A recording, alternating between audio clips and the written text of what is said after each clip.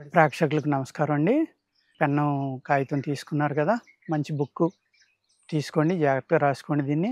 ఇదేదో ఆంజనేయరాజు గారు చెప్తున్నారు. ఆయన చాలా గొప్పాయనని అనుకోవద్దు. నాకు తెలిసింది ఆవగింజ అంతే. నేను ఎన్నో వీడియోల్లో చెప్తున్నా. తెలిసింది ఆవగింజం అంతా, తెలుసుకోవాల్సింది బ్రహ్మాండం అంతా. అంటే దాన్ని బట్టి మనం ఎంత నాలెడ్జ్ సంపాదించుకోవాలో మీరు అర్థం చేసుకోండి. అర్థమైందండి? నేను చెప్పియన్నీ కూడా అనేక మంది ఋషులు, మహానుభావులు రాసిన బుక్స్‌లోయి.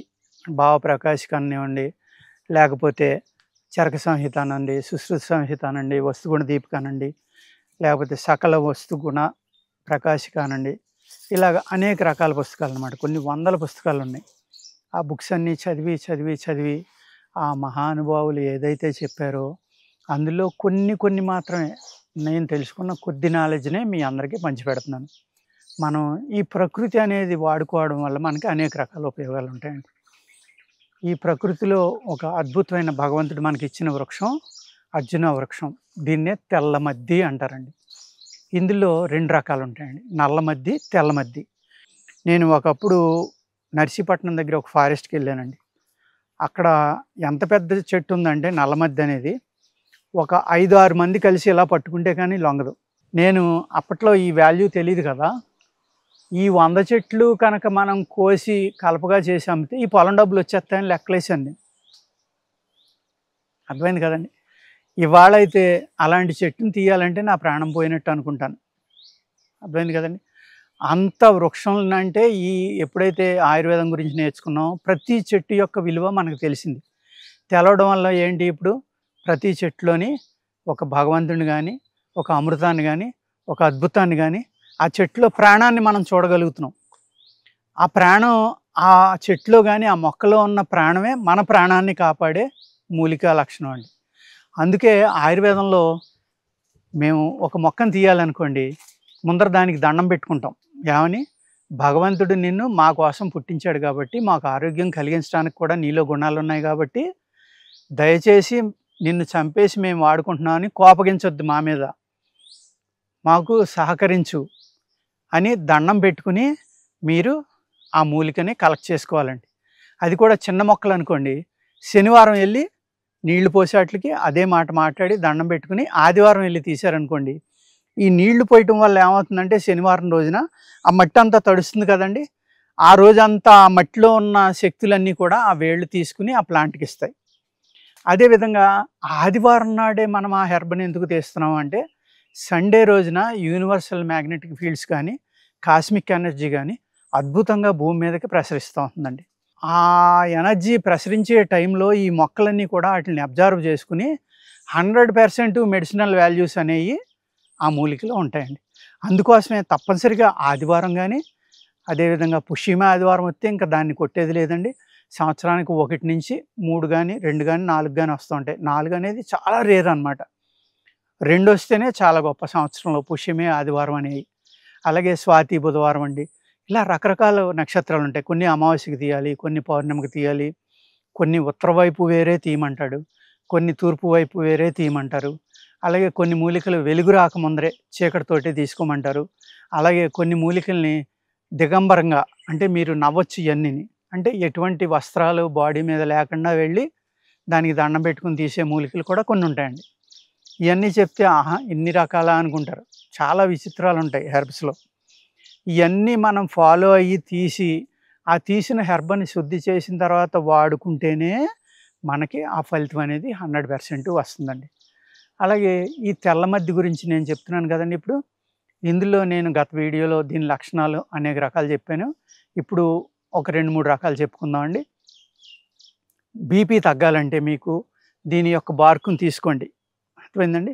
ఈ బార్కుని తీసుకొని నీడన ఆరబెట్టి దాన్ని సన్నటి చూర్ణం చేసుకోండి. ఈ చూర్ణాన్ని 100 గ్రాములు తీసుకోండి. అదేవిధంగా మంచి గంధం చెట్ల యొక్క పొట్టు గానీ, మంచి గంధం చెట్ల యొక్క చూర్ణం గానీ, దాని బార్కుని కూడా ఆ చూర్ణాన్ని తీసుకొని 2 సమానంగా కలుపుకోవాలండి. కలుపుకొని ఏం చేస్తారంటే ఒక్క చెంచా పౌడర్‌ని తీసుకుని నీళ్ళల్లో టీ డికాక్షన్ లెక్క కాసుకుని మీరు ఆ డికాక్షన్‌లో ఆవు పాలు కలుపుకొని, కొద్దిగా చక్కెర కలుపుకొని గానీ, బెల్లం గానీ కలుపుకుంటే చక్కెర కన్నా ఇందులో బెల్లం అనుపానంతోటి ఇది అద్భుతంగా పనిచేస్తుందండి. అర్థమైంది కదండీ! నేను చెప్పిన ఫార్ములా మరోసారి చెప్తున్నాను, జాగ్రత్తగా రాసుకోండి. దీని బార్కు తీసి చిన్న చిన్న ముక్కలు కొట్టుకుని నీడన ఆరబెట్టుకుని అప్పుడు మీరు ఏం చేయాలండి, నీడన ఆరబెట్టిన తర్వాత సన్నగా చూర్ణం చేసుకోవాలి. చేసుకుని దీన్ని తూకం చూసుకోండి, బరువు ఇది 100 గ్రాములో 50 గ్రాములో ఎంత ఉంది, దానికి సమానమైన బరువును మాత్రమే మనం గంధము చెక్క యొక్క పొట్టు కానీ గంధం చూర్ణం కానీ తీసుకోండి. తీసుకుని రెండు కలిపి ఒక డబ్బాలో వేసి ఉంచుకోండి. దీన్ని ఒక 100 గ్రాములు వాటర్లో ఒక స్పూన్ వేసి సగం మరిగే వరకు ఉంచుకోండి. సగం మరిగిన తర్వాత దీన్ని ఫిల్టర్ చేసేసి జాగ్రత్తగా వడపోసుకుని గుడ్డలో వడపోయిపోతే ఏమవుతుందంటే ఈ చూర్ణం అనేది దిగిపోతే మీరు తాగినప్పుడు గొంతుకు పట్టుకుంటుంది. వికారం వస్తే అది తాగడానికి మీరు ఇబ్బంది పడతారు, దాని మీద ప్రేమ పోతుంది, వికారం వస్తుంది. వికారం పడతా లేకపోతే దాన్ని ఒక చెడు దృష్టితోటి చూస్తా, ఇది చేదుగా ఉంది, వికారంగా ఉంది, ఇవన్నీ ఎక్కడ మింగుతాం, ఇది తగ్గుతుందా లేదా, ఇలాంటి ఆలోచనలతోటి మీరు మందు వేసుకుంటే పనిచేయదండి ఆయుర్వేదం. ప్రేమతోటి వేసుకోవాలి.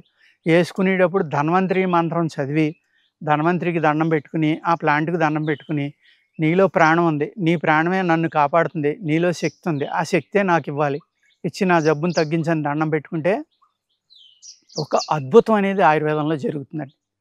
అర్థమైందండి? మీ ప్రేమే మీకు ఇచ్చేది ఫలితం. అదే అసహ్యించుకుంటా లేకపోతే దాన్ని చేదుగా ఉంది, అటు ఉంది, ఇటు ఉంది, నేను తినగలనా లేదా, ఇలాంటి ఆలోచనలతోటి దయచేసి ఆయుర్వేదం వేసుకోవద్దండి. పని చేయలేదు అంటారు చాలామంది. ఎందుకు పని చేయదు? కారణం ఇదన్నమాట. చెప్పాను కదండి, ఆ కషాయం సగం చెరిసగం అయిన తర్వాత మరగబెట్టుకుని దానికి సరిపడి కాసిన ఆవు పాలు కానీ ఆవు పాలు దొరకకపోతే మామూలు పాలు కానీ కలుపుకోండి. చల్లారిన తర్వాత కొంచెం బెల్లం ముక్క కలుపుకోండి, లేదా పటిక బెల్లం కానీ పంచదార కానీ కలుపుకుని కనుక ప్రతిరోజు ఉదయం మీరు పరగడుపుని తీసుకుంటే 2 నుంచి 6 నెలలు మీ జబ్బును బట్టి తీసుకోండి.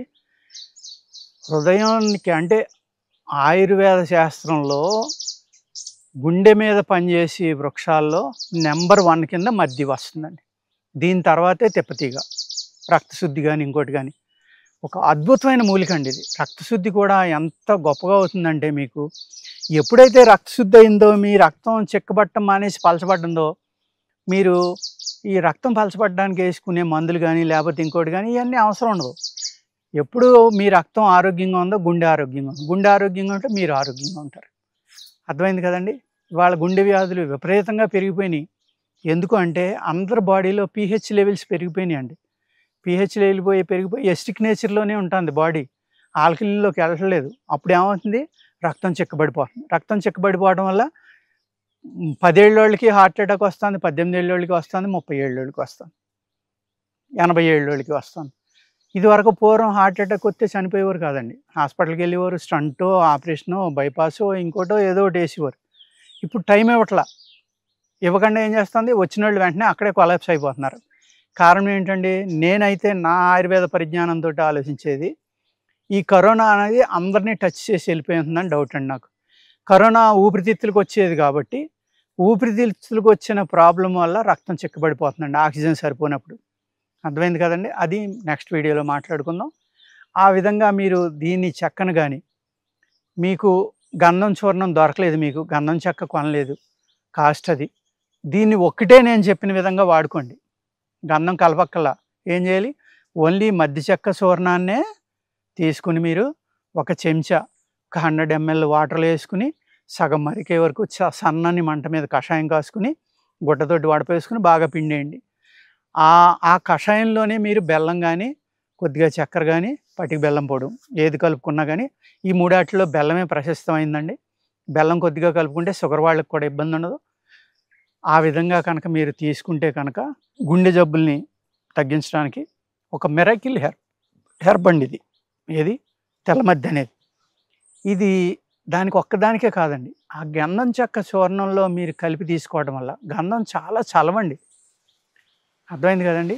ఈ రెండాట్ల కషాయం తాగటం వల్ల ఎవరికైతే మూత్రం సాఫీగా అవదో, మూత్రబంధం వల్ల బాధపడుతున్నారో, పెయిన్ తోటి కూడుకున్న మూత్రం వెళ్ళడం, లేకపోతే నొప్పితో, లేకపోతే చుక్కలుగా వెళ్ళడం, మంట పుడతా వెళ్ళడం, ఇటువంటి మూత్రవ్యాధులు కూడా అద్భుతంగా పనిచేస్తుందండి. దీనిని ఓన్లీ హృద్రోగానికే కాదు, గుండె జబ్బులకే కాదు, మూత్రవ్యాధుల మీద, అదేవిధంగా చర్మ వ్యాధుల మీద, కురుపులు వగైరా, అదేవిధంగా కిడ్నీల మీద, లివర్ మీద, ఎముకల మీద, ఈవెన్ పెయిన్స్ కూడా తగ్గుతాయండి. అంటే ఎన్ని రకాల ఉపయోగాలు ఉన్నాయో చూడండి. ముందు వీడియోల్లో మనం చాలా ఫార్ములాస్ దీంతోటి చెప్పుకుందాం. ఇప్పుడు చెప్పాను కదండీ! ఈ ఫార్ములాస్ వాడుకుని మీరు మూత్రం బిగించి, అంటే సరిగ్గా వెళ్ళని వాళ్ళు, బాధతో కూడిన వాళ్ళు కూడా ఆ గంధం చెక్క చూర్ణం కలుపుకొని దాని కషాయం కనుక తాగితే అందులో బెల్లం కలుపుకోవద్దండి. తప్పనిసరిగా పటిక బెల్లం గానీ, పంచదార గానీ కలుపుకోండి. ఎందుకంటే చలవ చేయాలి అది. దాంట్లో కావాలంటే మీరు జీలకర్ర కషాయం కలుపుకోవచ్చు, ఇంకా ధనియాల కషాయం కలుపుకోవచ్చు. అయి 2 కూడా మూత్రం బయటికెళ్ళటానికి చాలా చక్కగా పనిచేస్తాయండి.